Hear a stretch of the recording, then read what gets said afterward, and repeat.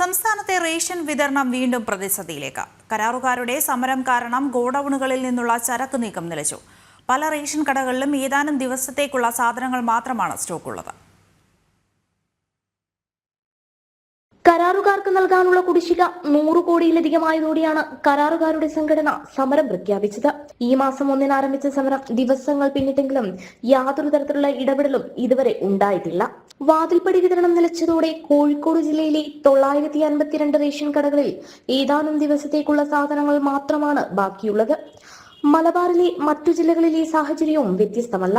അരി, ഗോതമ്പ്, ആട്ട എന്നിവയുടെ വിതരണമാണ് പൂർണ്ണമായും നിലച്ചിരിക്കുന്നത്. കേരളത്തിലെ റേഷൻ വ്യാപാരികൾ ഒരു പ്രതിസന്ധി ഘട്ടത്തിലാണ്. കാരണം യഥാസമയം റേഷൻ ലഭിക്കുന്നില്ല. ഈ ഒരു സാഹചര്യത്തിൽ കരാറുകാരുടെ പ്രശ്നവും റേഷൻ വ്യാപാരിയുടെ പ്രശ്നത്തിനും മുഖ്യമന്ത്രി അടിയന്തരമായി ഇടപെട്ടിട്ടില്ലെങ്കിൽ റേഷൻ വ്യാപാരികളും ഒരു ശക്തമായ പ്രക്ഷോഭത്തിന് പോകേണ്ടി വരും എന്നാണ് എനിക്ക് പറയാനുള്ളത്. അരിയുടെ വില 50 രൂപ എത്തിയിരിക്കുന്ന സമയത്ത് സാധാരണ ജനങ്ങൾ ഇങ്ങനെ ബുദ്ധിമുട്ടാണ്. കാരണം അവർ വന്ന് പോവുകയാണ് പല കടകളിലും. ഇപ്പം കുറച്ച് അരിയുണ്ട്. ഇത് തീർന്നു കഴിഞ്ഞാൽ ആ ഒരു വിഷം ഭയങ്കര ബുദ്ധിമുട്ടിലാവും. ആ ബുദ്ധിമുട്ട് ഒഴിവാക്കാൻ കേരളത്തിലെ മുഖ്യമന്ത്രിയും ധനമന്ത്രിയും ഭക്ഷ്യമന്ത്രി വകുപ്പിനെ കുറിച്ച് ഞാൻ പറയുന്നില്ല. കാരണം അവർക്ക് നിസ്സഹായരായി നിൽക്കുകയാണ്. ഇത് ചെയ്യേണ്ടത് ധനവകുപ്പും മുഖ്യമന്ത്രിയാണ്.